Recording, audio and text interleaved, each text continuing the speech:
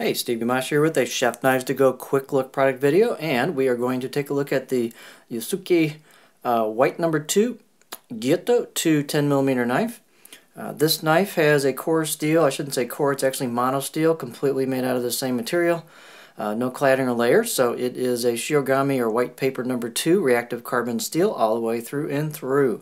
The heat treat rating is about 61 Rockwell on that steel, and the weight of the knife is 117 grams, 4.1 ounces. It's very, very light, as you can guess from the weight. The blade length around 205 on the edge from tip to chin, and the overall length about 13.6 inches. The spine thickness above the chin back here is about 2.3, and it holds most of that around 2-ish millimeter until you start getting to a nice distal taper, a very, very thin tip. And the blade height is not real tall, it's 42.6 millimeter. So it's not an especially tall knife. The handle is nicely done. It's just a basic octagonal ambidextrous hoe wood with kind of a blonde buffalo horn ferrule. Good fit and finish. There's a little bit of a step here you can feel, but it's not a big deal.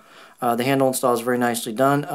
Size of the handle, circumference-wise, about 3 inches right here, so pretty standard with most Gyuto size handles. So if you pinch grip right, you'll have enough clearance here, but if you've got really big hands, this knife might be a little on the short side for you at the heel. But anyway, very, very light knife. The balance point on this knife is right about there, pretty close to a pinch, so extremely light, extremely nimble.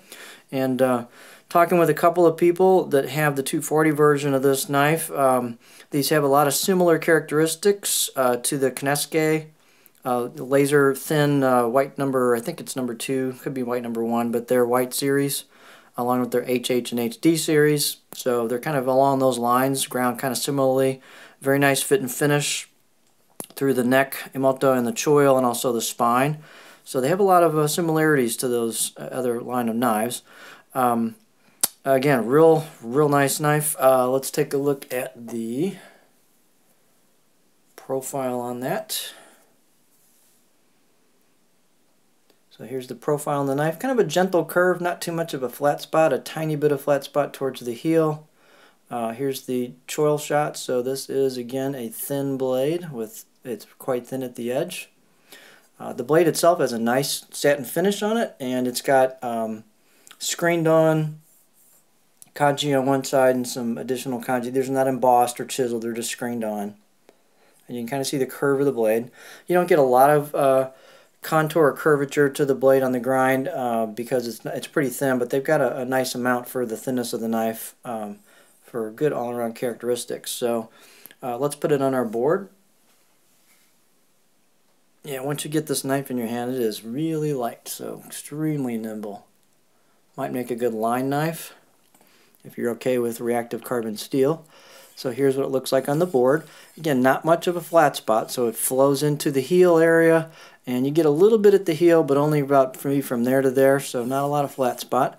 A fair amount of belly towards the tip, and I can get about there before I start hitting the tip on the board, and it flows smoothly into that. So again, not a super flat profile.